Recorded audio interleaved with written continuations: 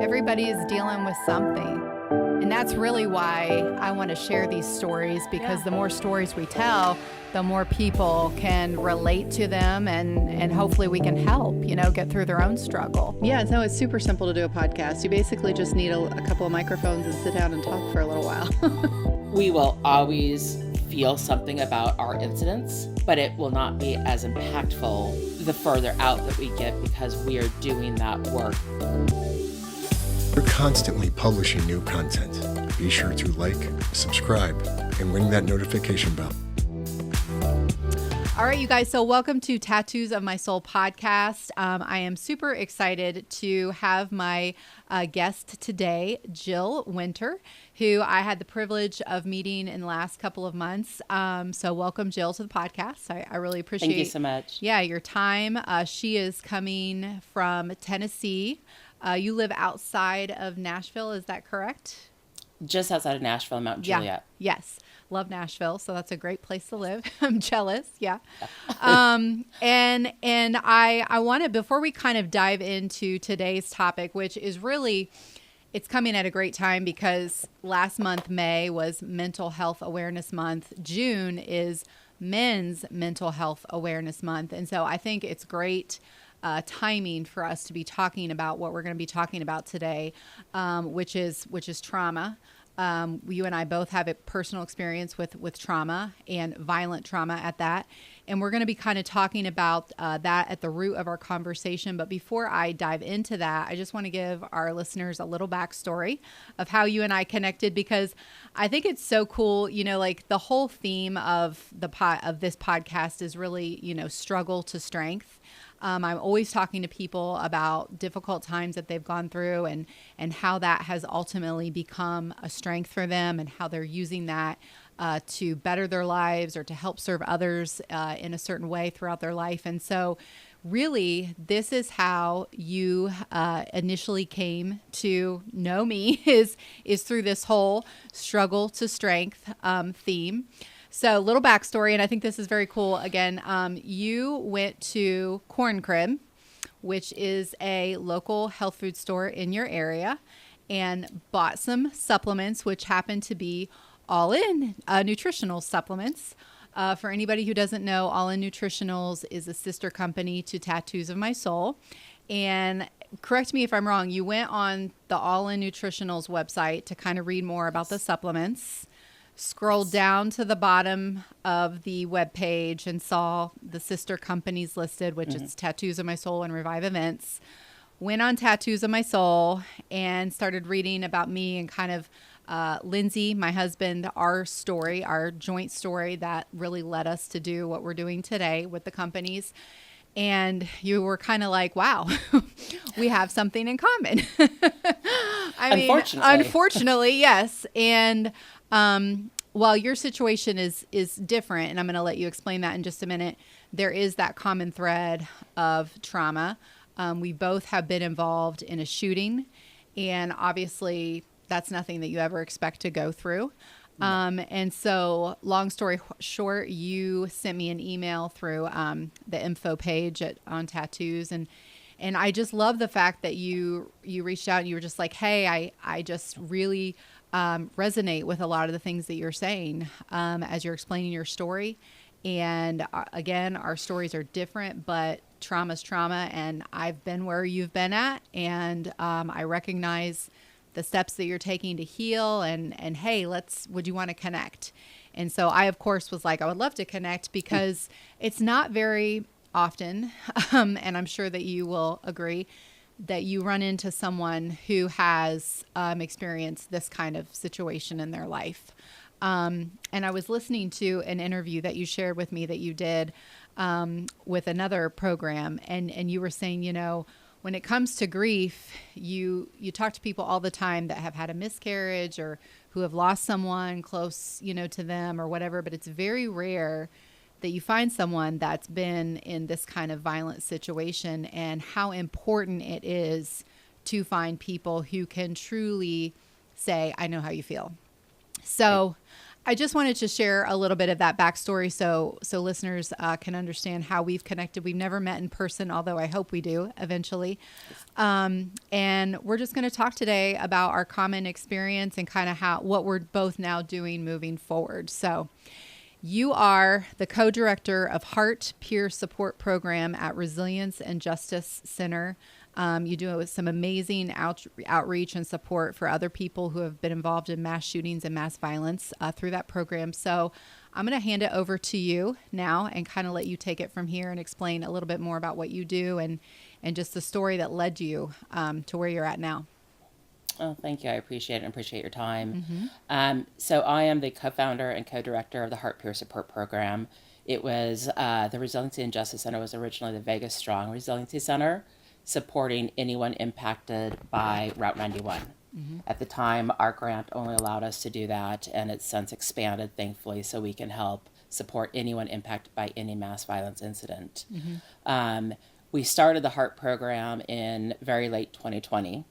The behavioral health coordinator at the time there had been pushing for a peer support program, knowing how important peer support is in so many different situations, but especially something like this that is to a degree unusual. I mean, there's obviously way too much out there, but like you were saying, very few people, and I know in my situation, none of my friends or family had been impacted indirectly by mass violence until I went through Route 91. Right. And let's pause just for a second. So Route 91 is the Las Vegas shooting that was, and the date was October 21st of 2017. Is that correct?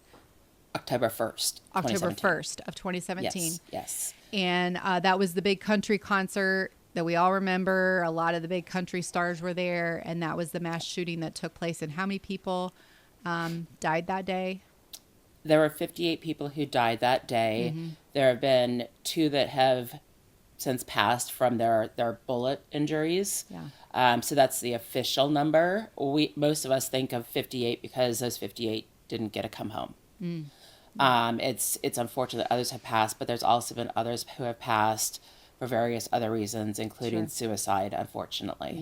Yeah, for sure. So that was the trauma that you were involved in, that you were personally there. Yes.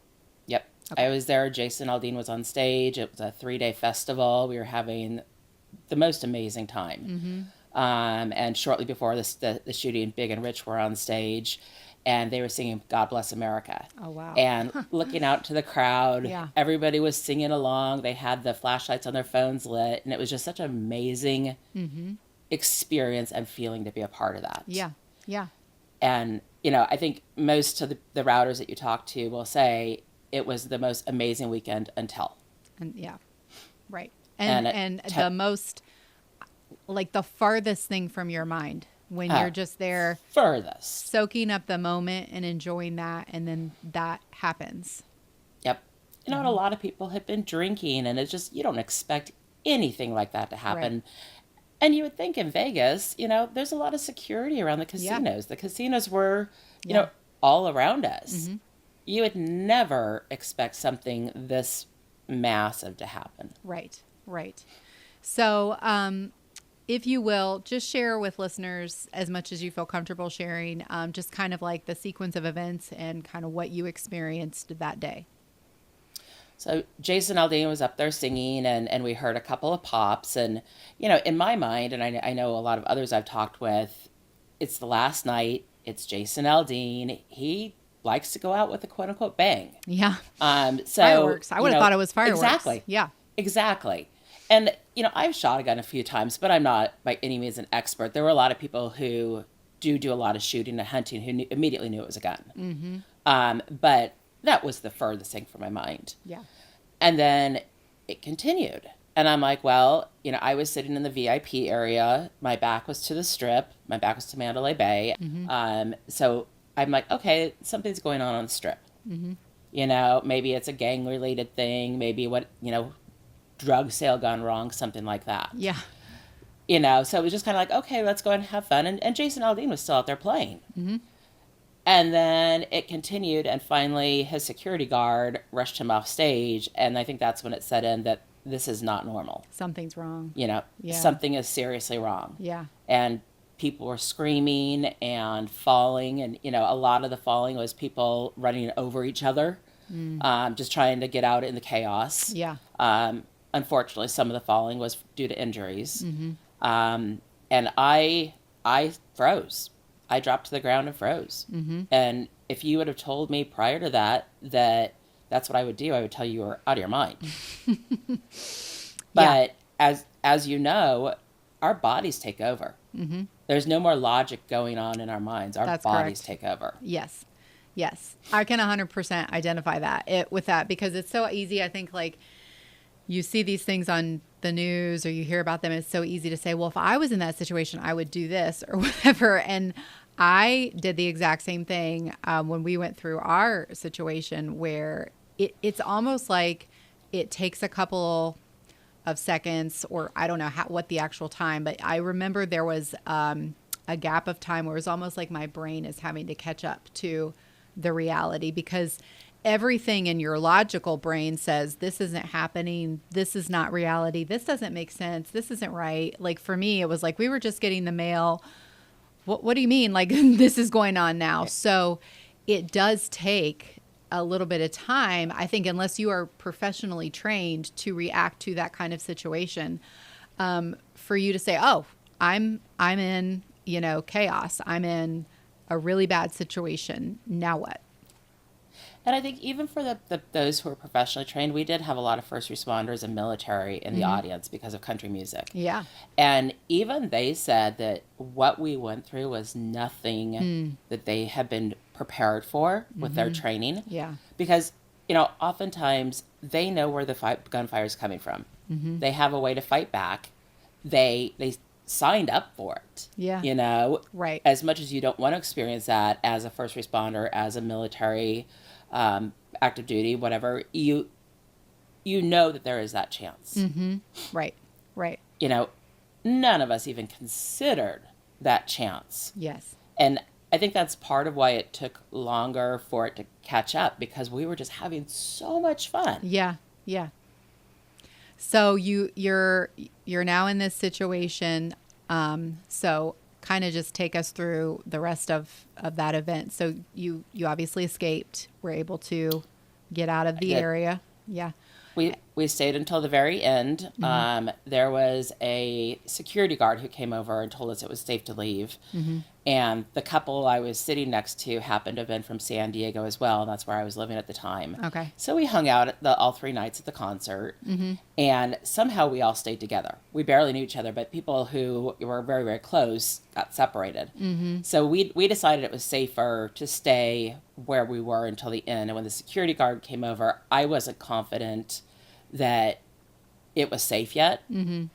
And neither was the husband of the couple who was sitting next to us. So we basically said, thanks, but no thanks. Yeah. And waited until an armed SWAT officer came over. And he told us, which way to go out, keep our heads low. That area of the strip has a concrete brick wall. So he's like, just make sure you keep your head down as you're going back. And my ex and I were staying at Tropicana, which was right across the street. So we went to Tropicana thinking, okay, let's go sit down at the bar and have a drink, because what do you need when you've been shot at? Exactly. A drink. Yeah. Seems like the appropriate thing to do. That was like a must. Yes. And there was nobody at the bar, which was really surprising. And there was nobody in the casino. And we're like, what is going on? And then a casino security guard came over and got us and said, we need to go now. And my first thought was, what are you talking about? He's like, there are reports of a shooter in the casino. Oh, my gosh. And my first thought was, I said, I just went through a shooting. You mean I have to worry about it again? He's like, let's go. And I'm like, oh, my God, what is going on? Right. Like, just complete pandemonium. Yeah. So he ended up taking us to the basement area, which I didn't even know the casinos had. There's an admin area down in the basement, a couple floors down, and that's where we were kind of hanging out. And I realized that I was one of the older people in that group, and that there were a lot of younger people, probably early 20s, who were just really beside themselves. Yeah. And I knew that he needed my help, keeping people quiet if anything were to happen. So I went up to him and I'm like, okay, I need plan A, B, C, D. And if there's an E, F, and G, I need that too, because you need my help. I need to be doing something instead of just sitting here thinking about what just happened. So I went around talking to the younger, mostly girls, and just reassuring them that we were going to be okay. But if I tell them that they need to be quiet, they need to be quiet. Yeah, right. So that happened. We finally ended up coming up to the conference room at Tropicana. We were one of the first groups that were let in. And then I kind of sat down on the floor and I had my eyes closed. And the next thing I knew, that the conference room was full of people. And it was just kind of the shock and disbelief on all of us was overwhelming. Yeah. I mean, nobody had much to say. We couldn't. Right. How long did this last? How long were you down there? I'm not exactly sure how long we were down there. The shooting started at 10:05. It was 11 minutes. In the morning? So, or no, 10:05 p.m. PM. Okay. In the evening. Yeah. Yes. So it was dark. Yeah. Wrapping up a great night. So we were in the admin offices for a while, and then they finally brought us up to the conference room. And we were able to go back up to our rooms because we were staying at Tropicana about 3:15 in the morning. Oh, wow. Okay. I had overheard somebody talking, saying if people have Tropicana key cards, and I jumped up. I was like, get me out of this chaos. I just need to figure out what the heck is going on. Yes. So I invited the couple who was sitting next to us, because they had been staying at Mandalay and I knew they couldn't go back. They came to the room with us. We had a suite area, so they were able to lay down on the sofa and a chair and try to get sleep. Right. Which didn't happen. No. Not after that. And unfortunately, we were in the tower at the Tropicana, and our room overlooked the venue, which up to that point had been wonderful, because the window opened a little bit. We could hear sound check. We could see what was going on, how busy it was. But then I made the mistake of looking, and all I saw was the flashing lights. Yeah. And I'm just like, oh, this is reality. Right. And I honestly think that's about when it really sunk in. And I don't even know that was completely sunk in, but that's when it first started sinking in, that this is a really grave situation. Yes. Yeah. So obviously you went through that extremely, just, it's almost like indescribable to really try and understand, or to, like, I know you're doing your best to describe it, but it's like there's really no words to describe a situation like that. Like, even if you try your hardest to convey, it's a depth of panic and fear that I think is just, it's really inconceivable to someone unless they have gone through it. And even your situation, even though our situations are different, I can't imagine, like, your situation, it's a mass shooting. There's so many people, you're just trying to find your way out. And so that is extremely terrifying. So let's kind of jump a few steps forward. How did you take that? First of all, I guess before I go there, how'd you take it to a good positive thing, which is what you're doing now? But what were the initial months, weeks, months after that event like for you? How did you even begin to start healing from something that you never would have anticipated going through? Well, and before I go there, I want to say, back to you, that I can't even imagine being in your situation and having a gun pointed directly at me. Like you said, we both went through major traumas, but you can't compare. Yeah. There's not one that's better or worse. Right. And they both cause us to have to do a lot of work. Yes. In our healing. Yes. So, and I think it's work that's honestly never done. I think I'll be working on this for the rest of my life. It's continued work. I know I will be. Yeah. I'm over 6.5 years out from it, and there's still a lot of work I have left to do. And I've really done a lot of work. But I don't think it's ever going to go away. Right. So I thankfully had an appointment with my regular doctor the week before, and I had so much going on, getting ready to leave. I decided to postpone my appointment. Okay. And like most doctors, she was usually at least 2 or 3 months out if you had to postpone or reschedule. And I'm like, well, I just have too much going on. And they had literally just gotten a cancellation for the following week. So the week that I got home from route. And I'm like, well, I'll take it. So I went into Hart to see her. It was that Wednesday. The shooting happened on Sunday. And thankfully they had a trauma therapist on staff. So my doctor called her in. She explained to me about EMDR and some other modalities of therapy. Yeah. I was not familiar with, all the different modalities. I was, familiar with talk therapy, but that was about all I'd really heard of. Unfortunately, their EMDR therapists were booked several weeks out, and I knew for me that I needed to get in sooner.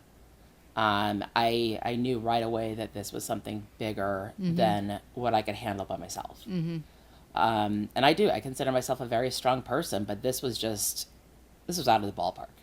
Yes. Well, and I think I want to speak to that for just a second. First of all, I think you're so wise for getting therapy immediately, because I did the opposite. So I actually had, I don't know if it was like a coping mechanism or what it was, but it also, our situation happened. And then about a month and a half later, COVID lockdown took place. And so that was almost like the perfect excuse for me not to have to deal with it. And so kind of denial, they say there's the stages of grief. I sat in denial for a little bit with that and said, this happened, but I am a strong person, and hey, I seem okay, and everything is fine. And so I want to give you kudos for recognizing right away that you needed therapy, because I think sometimes when we go through something, any kind of trauma, maybe it's not a shooting, maybe it's a loss of a loved one or just an illness or whatever it is, trauma is trauma, right? So if we go through trauma and it affects our life in a big degree, we can often, in general, on the outside, feel relatively okay. But that doesn't mean that we really are, and that there's not some wounds that need some attention. Yeah. And I know the way I grew up, I'm in my early 50s. It was just something that, put your big girl pants on. Exactly. You're going to be fine. Quit your crying. You don't need to go to therapy. Exactly. Yeah. Exactly. So it's very, very common after something like that. And, I've recently learned it with what I'm doing now, that it can take people 7, 10, 20 years to realize I need help. Yes. So, but I want to also point out, it's never too late. I would agree. Even though you waited a little bit, you still went. So that's something to be very proud of. Very proud of. Yeah. Yeah. It's never too late. I would agree. And I want to share a statistic, because we're going to talk about some mental health statistics here in just a second, but I was reading that, 54% of adults with a mental health issue do not receive any kind of treatment. And I think it's because of what you and I are just talking about right now, is because there is a stigma around mental health. It's almost perceived as a weakness if you need to go to therapy. I think we're getting better. I think we're talking more openly about it than we were 5-10 years ago. We've definitely come a long way, but I think there's still a lot of work to be done in this arena. And I think the opposite is true. I think it shows great strength and courage when you can say, you know what, this is beyond me. Like, I can't handle this on my own, and I do need help, and I do need to address this. But that statistic is really sad to me, that 54% of people that are suffering, quietly suffering inside, are not getting any help. And they need it. They desperately need it. And, I think part of it, just like with doctors, oftentimes therapists are not taking new people, or they're booked several months out, or somebody doesn't have the money to pay out of pocket. And a lot of therapists I know now are cash only. Yeah. And that makes it really hard when you have people who financially cannot afford to pay cash. Where are they going to go? Mm-hmm. You know, and there is the stigma, and I think it's worse with men, because men are taught to be the strong ones. Right. Right. You know, that they have to be there for us. They have to be there for their families. You know, they can't be, like you said, quote unquote, weak. Right. But all of us have been through things that we need to address and process. Yes. You know, whether it's the loss of a grandparent. And even if you moved around when you were little, that can be considered a trauma. Sure. You know, there's things that are everyday things that I now realize are traumas. And yes, there's different levels of trauma, but it still impacts you. Yes. Yes. I heard somebody, I was listening to a podcast recently, and they said that, you know, you're not over something if it comes up and you still feel pain from it. So, like, you know, there's a difference between a scar and an open wound. You know, and I think you and I are probably kind of getting to the point where, at least I can say this for myself, I don't feel like I really have open wounds anymore. I have scars, or I have tattoos of my soul, where is the whole, you know, premise of what we are doing here. I believe that these things happen to us, and they don't really ever go away. They get tattooed on us or scarred on us. Yeah. But we can do work where they're not this open, gaping wound. But I think it's a good indicator, hey, I need some help with that. Hey, I need to work on that, or talk through that with somebody, or I just need somebody else's opinion, a neutral party, whatever. If something comes up, you're triggered, you're activated, like you say, and you feel pain, you feel that tightening in your stomach, you feel your throat, you know, close and tighten, your heart begin to quicken. Those are all physical signs that there is an open, emotional, maybe even spiritual wound that needs some nurturing and needs some tending to. Do you agree with that? I totally agree. And I almost feel, I don't even know that I'm at the scar stage yet. I feel like, you know, the open wound has scabbed over. Yeah. The scab is getting smaller, but there is still a little bit of that there. Sure. And, you know, I don't know that will ever completely go away. I know the scar won't. Right. But there are different things that, you know, fireworks are incredibly activating for me. And I know that it's there. I can now talk myself down. Right. But it's something that if I'm not expecting it, it's really tough. Sure. Yeah. Well, and that's interesting too, because I think of like, and are you, when you say activate, does that equate to you the same as like a trigger when you're? It does. Yes. It does. We've realized that certain words like trigger can actually be triggering. Being triggering, yeah, right. So, yeah. You know, I like the word activate. It makes sense to me. Yeah, yeah, because because you do get activated. Yes. Yeah, yeah, and it's something that most of us, especially who have been through something that we are activated because of. It's a little bit of a softer word. Sure. That makes sense to me. You know, I like it. And because I do the peer support and I work with people from various different incidents, I don't want to activate them. Yeah. You know, any more than, you know, and there are things that we say all the time. You know, I'm shooting to be there by. Yeah. You know, we had in one of our trainings, there was a mentor training, and then one of the trainees made the comment, "I'm taking a shot in the dark."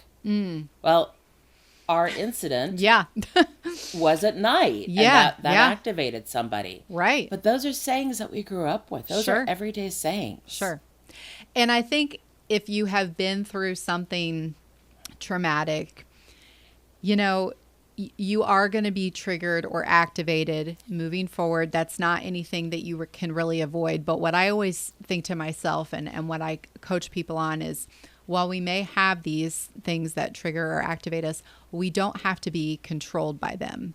And I think that's where the self-work comes into play, because there was a time after our incident that I was hugely controlled by these things that would activate me, and it sends you right back into that moment. And it was very paralyzing. And I remember thinking to myself, I'm never going to be able to like live normally again. Like, this is just, my situation now. Like, am I always going to feel so on edge and like, just heightened awareness of everything? And if somebody walks by me fast on this side or whatever, the things that activate me, am I always going to respond to it in this way? And in that moment, I remember feeling like I would. But I can say now, even though, like you said, I may still feel on a scale of 1 to 10, like I'll feel a 2 or a 3, like, ooh, there it is. I have learned through, coping strategies and also just the thought patterns that I've taught myself, like, okay, hey, this is a normal physical sensation based on what I've been through, but I'm not in any danger. It's not actually happening. This is just my body keeping score, my body remembering, right? And I'm safe and everything's okay. And I have taught myself to say these things when I feel that activation taking place. And then I can like, okay, take a few deep breaths and go about my way, But that's and work. That's the work. Yeah. Oh, yeah. And it took me a while to get to that point. The breathing, the self-talk. I mean, I constantly remind myself still when I hear fireworks, and fireworks are pretty common in Tennessee. Oh, yeah. I remind myself, I'm at home. I'm not in Vegas. I'm safe. I'm fine. Yep. And if I have to say that 15, 20, 30 times, I'll do it. Right. Because you have to say it until your body is convinced. Well, and those are one of those things you don't have complete control over that. Yes. With your body. I heard you say in one of your other interviews, you have to practice it. And I loved that because I think that is so true. You have to practice. And again, I know we're talking about mass violence. We're talking about a shooting right now, but I think anybody who has been through any kind of trauma, no matter what it is, you can apply this strategy. You can practice techniques to where you can live a peaceful, joyful life. I always say, we have these traumas, we have these struggles.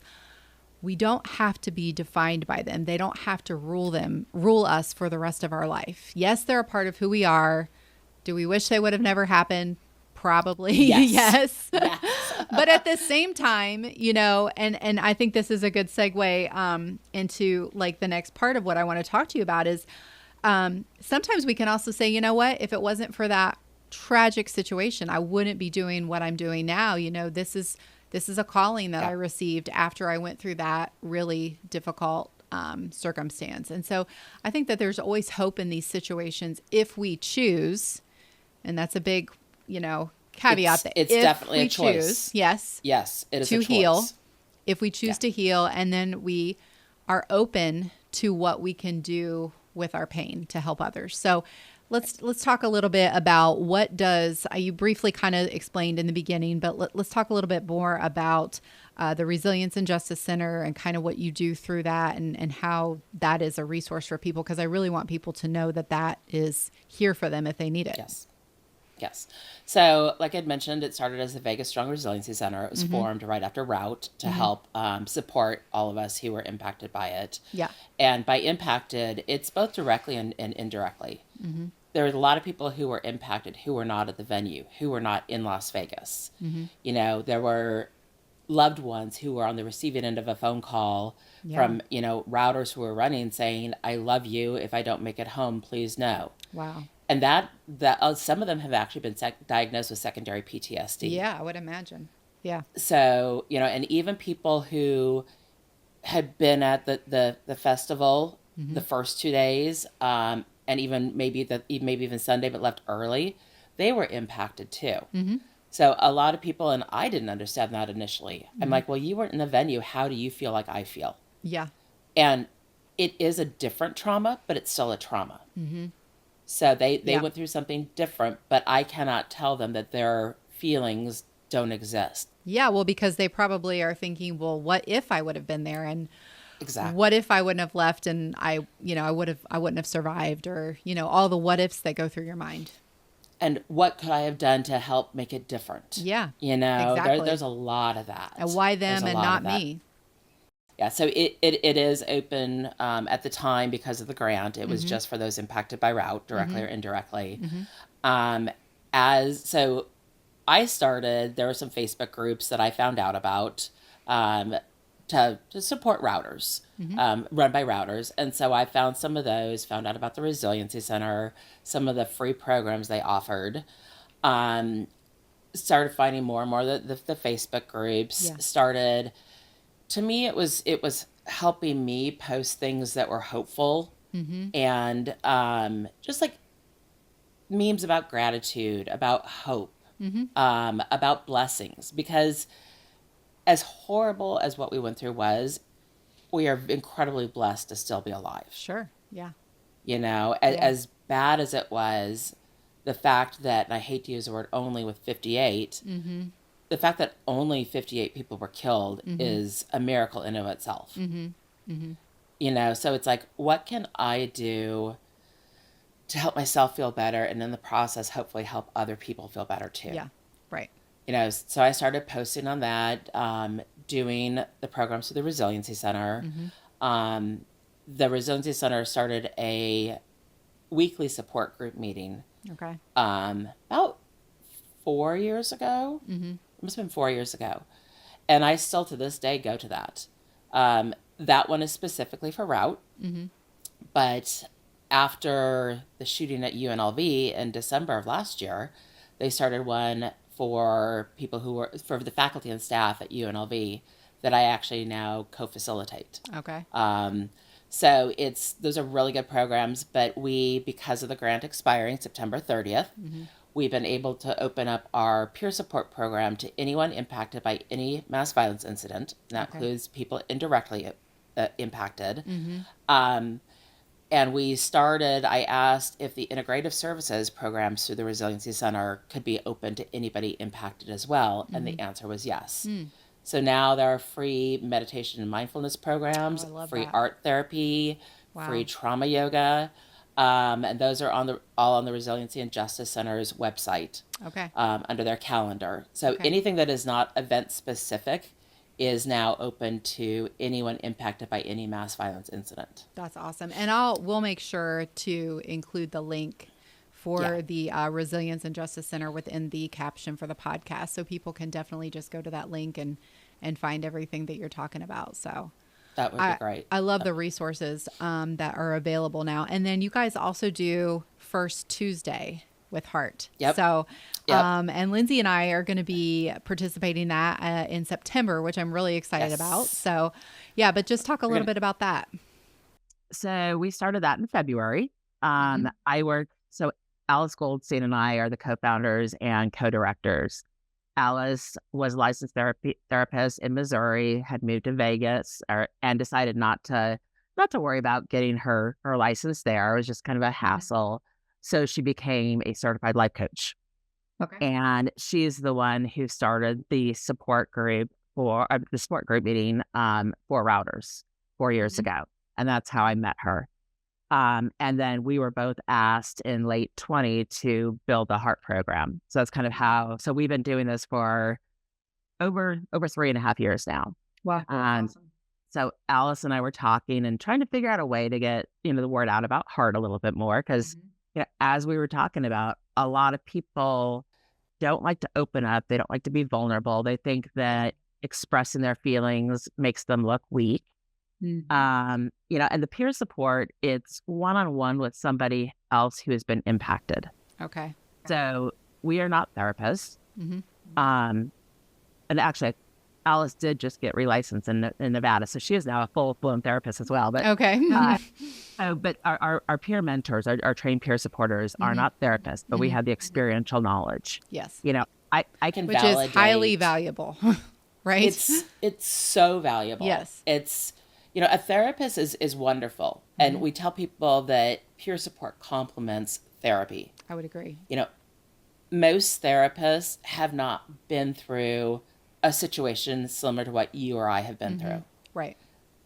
But so they can help us with, processing the feelings, things like that. They have incredible book knowledge, Yeah. but they don't have the experiential knowledge. Mm-hmm. You know, I can validate what you're feeling. Yeah. You can validate what I'm feeling. Yes. And sometimes that's what you need more than anything. Agreed. Yeah. Knowing that I have clients, because I am not a therapist. I am a certified life coach, but I've had several people come to me for coaching, and they've said, I wanted to come to you because you've been through something really difficult. And even though our situations are really different, I know that you know what it feels like to be in a really bad place. And just being able to relate to someone, Yes. again, doesn't have to be the same situation, but finding someone who knows how you feel, at least to a degree, is highly valuable. There's just like some comfort there, knowing that you are not alone. Yes. And that's what I tell people all the time. You are not alone. Mm-hmm. I went through in March of 20, so right as lockdown was hitting. I went through, it was the very first program through the On-Site Foundation here in Tennessee. This was before I'd moved out here, but it was for mass shooting survivors. It's called Triumph Over Tragedy. And there was a Columbine survivor. Columbine just hit their 25th anniversary. Oh my gosh. This year. That long. Wow. 25 years. Yeah. And so this is 4 years ago that I'm going through the program. And I went up to the Columbine survivor, and she just seemed really uncomfortable, really unsure. And I'm like, I just want you to know that you're not alone. Mm-hmm. And she looked at me and tears streamed down her face. She's like, nobody has ever told me that. Wow. I'm like, in 21 years, yeah. nobody has ever told you that you're not alone. Wow. Yeah. And it is such a lonely feeling because, and I'm guessing you guys felt the same. It's like at the time, you don't realize that other people have gone through something similar. Yeah. It is a very, I think trauma in this way is very isolating. Very.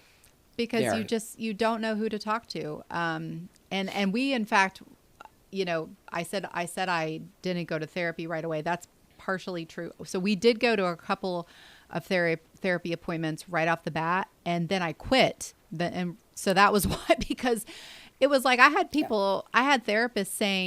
one therapist say to me, and I'm not trying to say anything negative about therapists, because I've had some wonderful therapists in my history, and I had one that I worked with for 7 years straight, and she was hugely beneficial to me. But I think it's very important that you find the right therapist. It's like you have to find the right fit. But I had one therapist say to me, like, I know it seems kind of crazy, but the shooting actually has something to do with your childhood. And I just looked at her like, what? Like, are we even having the same conversation? I had a great childhood. Like, that's not why I'm here. Like, I went through a trauma, and you clearly just don't know what to do with me. So obviously I never went back.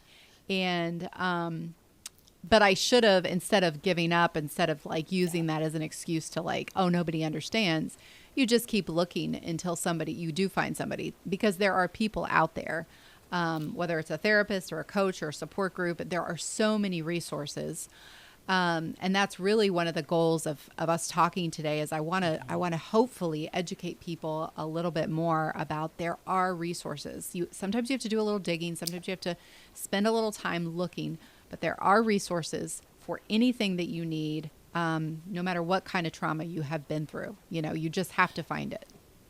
And, unfortunately, there are bad people in every industry. There are bad doctors, there are bad lawyers, there are bad police officers, there are bad therapists. When I got home, I immediately called my EAP, my Employee Assistance Program, and got an appointment with a therapist. This is before, so I got home Monday, and I think it was Tuesday that I called, and I had my doctor on Wednesday. So I had already set up an appointment with the therapist because I knew I was going to get 6 free sessions. So it's like, let's do it. Yeah, yeah. And I went to him, and we spent a half hour of each hour talking at the first 3 sessions I went to, and I was 3 and done, talking about how I was going to be paying for my therapy after the 6 sessions. Oh no. And I'm like, yeah. Okay, we're not even doing anything here. Why are we talking about what's going to happen afterwards? Right. And then I found my EMDR therapist, and I dropped him. But, and we even tell our peers, Alice and I will talk to the people who request peer support. We even explain to them that while we think we're pairing you with a mentor who is going to be a good fit, you're the only one who's going to know. Right. You know, Yeah. just like with people you meet. Sometimes they're a good fit. Sometimes they become friends. Sometimes you feel like you can confide in them. Yes. And sometimes they don't. And that doesn't mean they're a bad person. Right. Well, and I think that we have to feel comfortable. We have to be able to advocate for ourselves, because Yes. for some reason, I just, there's like all these different things that we hold on to. Like we feel guilty if we go to someone, you know, a therapist or a counselor or whatever, and maybe it's not a right fit. I've talked to people that, well, I feel bad. I don't want to make them feel bad. And it's not a matter of making them feel bad. It's perfectly okay saying, you know, I value my time with you, but I feel like I need to find someone that's just a little bit better fit. You know, that is okay. And don't stay in a therapy relationship, a coaching relationship, or support group relationship if it's not truly serving you. Or a friendship. Or yeah, exactly. You know, I exactly. mean, it's, and I do think as a society we feel bad, but I remind people we are paying the therapist for their service. You know, if you have somebody mowing your lawn and you don't like how they're doing it, you're going to find somebody else. Right. Yeah. And yes, it's really hard to start over. And I think that a lot of people do something similar to what you went through. It's like, I don't want to rehash my story again. And unfortunately, it may take a few times before you find somebody that's a good fit. Right. Right. But it's worth it. It is worth it. Yeah. I think the reality of what the reality you face of not doing the work and having to just kind of live with the weight of whatever you've gone through, and not having the resources and not having the tools, is so much harder than kind of grinding through that, even if it takes a few times, like you're saying, to find somebody that's the right fit. It's truly worth it, you know, to do that. I've met several routers who have not sought help. And people, I've met some of their friends, things like that, and people will tell me, I can't believe how snappy they are now. Yeah. I can't believe just their attitude is so different. And that's unresolved feelings. It is. It is. It bottles up inside of us, and the next thing we know, we're taking it out on our loved ones, which is not fair to them. Right. Yeah, it comes out in a lot of different ways. It does. It does. And the other thing I want to point out too, I was seeing a therapist in San Diego, had to find somebody new when I moved here almost 4 years ago. But and that was so hard. I mean, when my therapist in San Diego told me that she could no longer see me because she's not licensed in Tennessee, I was in tears. Yeah. I mean, the thought of starting over. But I've also learned through what I'm doing that oftentimes we get as much as we can out of a therapist and need to go on to look at things from a different angle. That's a great point. So that's so true. Yes. It's, you know, when I talk to people who have been going to the same therapist for 8, 10, 12 years, I want to make sure that they are getting as much out of the therapist still as they were in the first year or two. Yes. And I know for me, my San Diego therapist, it was like she was becoming a friend. And that's where you know that you've probably gotten as much out of her or the therapist as you can. Yeah. It's kind of like squeezing a sponge. Yeah. It's just like there's no more to squeeze out. And I can personally attest to that, because like I mentioned, I had a therapist who was phenomenal and added such value to my life. And I worked with her for, I don't know, like maybe 6 or 7 years consecutively. Even this was before our incident. And then I worked with her for a little bit afterwards. But kind of ended that season. And it wasn't because anything negative happened. It was just kind of exactly what you said. It was like, you have given me so much value. But we kind of were like at the end of our time together. And I look fondly at that time with her. I'm like, she was such a great teacher. I almost see her as like a mentor, in a way. But now, and I really believe too in maintenance, Therapy, Yes. maintenance, coaching, you don't even necessarily have to be struggling, but I call them tune-ups. Like, just sometimes I'm like, you know what? I'm just feeling like I could use a little tune-up. And I just recently started with someone new, and like you said, her perspective was just brand new, and like somebody turned on another light for me, and it was like, oh my gosh, I never thought of it that way. And it just really kind of regenerates you, and it's just so valuable. And I also think it's important because you and we're coaching other people, we're helping other people. It's important if you are doing that in your life in any way. If you're a listener who's serving in that way, I think it's important that you make sure you're filling yourself up. You're not just, it's kind of like we have these tanks. You can't just be giving, all the fuel from your tank. You've got to make sure that you're filling back up and taking care of your own self, because if you truly want to serve people and help them, you've got to make sure that you're doing your self-care. I think that's really important.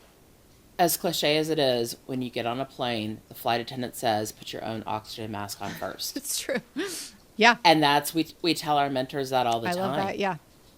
And every therapist I know, and with what I'm doing now, I know a lot of therapists. Every therapist I know has their own therapist. Yeah. So there is absolutely nothing wrong with that. Mm-hmm. Sometimes we do take on some of the emotion of somebody else, and we need to be able to process that. Right. Well, I think it's also too, it's like kind of practice what you preach. Like I'm sitting here telling you, exactly, value your mental health. Well, I got to take care of my own, like it's important, I'm not going to sit here and tell you to take supplements and then not take them myself. Right. It is doing what we are encouraging other people to do ourselves. So, and that's, I've told friends, I'm like, I would be a hypocrite if I said, oh no, I'm done. I'm good with therapy, because as we now know, traumas are cumulative. So there is stuff that EMDR has been able to help me with that from when I was very young that I'm processing. Yeah. All kind of, it came just rushing to the surface when Route happened. Route ripped off that Band-Aid and everything came out. And it's like, you know what? I'm digging deep, so I'm going to keep on going. And so I still have my own therapist. I've been working with a life coach for over 4 years. I've been doing support group for over 4 years. I do other programs. Right. And I seek them out too. Yeah. It's like, and even, seeking you out, it's like, how can we work together to help other people? Because there's so many resources out there. There's no way that either of us could find all the resources available. Exactly. Yeah. And you've mentioned EMDR several times. I've also done that. I just want to define that for our listeners who don't know who it is. So or what it is, not who it is. So it's eye movement desensitization and reprocessing. And it's basically just watching these moving lights, and they kind of reprogram. I don't understand, like, technically, I can't give you like the technical definition, but I know that it reprograms our brain and helps create new neural pathways as we do this. My therapist in San Diego explained it in a very layman's terms. Okay. It's, when we're little, all of our memories start in the emotional side of our brain. And that's why you can't reason with little kids, because they have no logic. Right. They don't have the experience. They don't have the maturity. As we grow, it's like a cable starts growing towards the logical side of our brain and eventually attaches. When you go through a trauma, that cable is snipped. Yeah. So everything is sitting in the back and the emotional side still. We're not able to process it. And EMDR replicates REM sleep, which is where we process memories. Yes. So EMDR helps to reattach that cable so that your memories can go from the emotional side to the logical side. And that's when it becomes less impactful. Yeah. We will always feel something about our incidents, but it will not be as impactful. Right. The further out that we get, because we are doing that work, and EMDR helps to do that a little bit faster. Right. Well, it's funny because I had someone explain it to me. It's like turning down the dial on a radio. The noise gets a little like less. So like you said, you still hear it. You're still affected by it. Might be still activated a little bit, but you've turned that dial down. So it's a 1 or a 2 compared to a 10. Yeah. So, and I think 10 that or 15. yeah. Or 50 15 or out of whatever. 10. Yeah. Exactly. So we could easily make this podcast 2 or 3 hours, but we're at an hour. So I'm going to try and wrap it up because I try and not go too long for our listeners, but it's so easy talking to you because again, we have so much in common, but I just wanted to I'm sorry, go ahead. Oh, sorry. Before you do, I wanted Yeah. to circle back to First Tuesdays with Heart. Yes, please. So we brought it up, but didn't really talk about it much. Yeah. So that is done via Zoom. It's for anyone impacted by any mass violence incident. We meet the first Tuesday of each month. Yeah. And we talk about a topic that those of us who have experienced mass violence may be going through. We've talked about anger and resilience. We've talked about regaining your confidence, strategies to regain your confidence after it's been shaken. Yeah. We've talked about post-traumatic growth. In July, we're going to be talking about sleep. And with you and Lindsay, we're going to be talking about trauma and relationships, Yeah. which is huge. It is. I've seen so many relationships destroyed Yeah. because of a traumatic incident. Oh, yeah. Yeah. And that'll be really interesting to discuss because, I mean, we've shared some of that within our own story, but I think that speaks to two people can go through the exact same event and process it completely differently because that's exactly what happened for us. And, it really does play out in your relationship in a lot of crazy ways. And if you're not aware of it, and you don't, again, do some work to counter it and move through it together, then it absolutely can destroy, your relationship. So I'm excited to share because hopefully maybe that'll help some other people that are in that space. Absolutely. And, I know from ours, there were over 22,000 of us there, and there's over 22,000 different stories. Yeah, exactly. And it's not just the the husband, wife, or boyfriend, girlfriend relationship. It's friendships. Sure. It's families. Yeah. Sure. So what our goal is to touch on something that's impacting people during our journey that we can give them some more tools for their toolbox. Yeah. To help them move forward. I love and that. grow. Such a great resource. Yes, absolutely. Thank So you. we'll definitely include that as well for people to be able to link right to that. So, so I just want to wrap up with a couple of mental health statistics because I want to drive this. I'm so passionate about this. I can really kind of get on my soapbox about this. I think because even before I went through my trauma, I'm someone who has had a history of anxiety, depression, panic attacks. I've been on medication. I've done all that. It's just kind of been how I've been wired in that way. I didn't really have any childhood trauma or anything like that would cause me to be that way. It's part of my makeup. And I feel like it's so important to talk openly about this. So because, we can always look at people and say, oh, well, they have a great life and they don't have any problems. And it's no, there are so many people. I mean, I'm just going to read real quick off my piece of paper. 14.5 million adults in the U.S., 18 or older, have had one major depressive episode with severe impairment in 2021. That's just 1 year, 14.5 million adults. That in 2023, Forbes said that 40 million people in the U.S. have anxiety disorder. And when we say a disorder, that's not just a mood fluctuation. We're talking about this as severely impairing your life, your quality of life. 12.1 million adults reported serious thoughts of suicide. That's a huge number. 55. I read this one earlier. 54% of adults are not getting any kind of a treatment. And then we had 50,000 suicide deaths in 2022, and that was a 5% increase from 2021. So, people need to know about these resources. And to add to that about suicides, I was reading today, one of the therapists I work with Heart sent me some stats. Men are 4 times more likely to commit suicide than women. Yeah. Which is frightening, but that Makes just sense goes to me. show you that they have a much harder time seeking help. Yeah. Yeah. And that's so scary. It is. It is. We have to get away from this tough macho. You can be strong. And again, I go back to, in my opinion, there is great strength in saying, I need help. and I need somebody to walk me through this. There is great strength in that. It's not any weakness, in my opinion, not whatsoever. Not at all. Yeah. Not at all. Yeah. So. And it was hard to do. It was hard to admit to myself, but I knew there was no other way. And that's the first step. I would not be here. That's the first step. Just saying, I need help. I need to find somebody. That is the first step. And then you just keep going from there. So. Yeah. I would not be in the position I'm in right now. And I still have more of the mountain to climb. Sure. But I would not be where I am now if I had not gotten help from a therapist and other modalities. Right. Exactly.